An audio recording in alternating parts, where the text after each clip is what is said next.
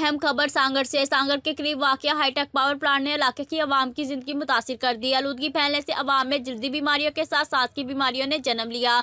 तफसील के मुताबिक सांगड़ शहर के करीब वाक़या हाईटेक पावर प्लांट से निकलने वाली आलूदगी के लिए किसी तरह के इकदाम नहीं किए गए हैं।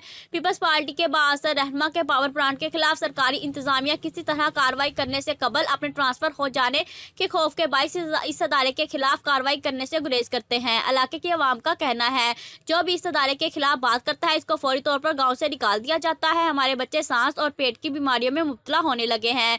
अवाम ने आला हुक्काम से नोटिस लेने का मुतालबा करते हुए कहा कि इलाके की आवाम को आलूदगी से बचाने के लिए इकदाम किए जाएं। हमायती न्यूज़ से इशफाक अहमद की रिपोर्ट। मज़ीद खबरों के लिए देखते रहें हमायती न्यूज़ HD।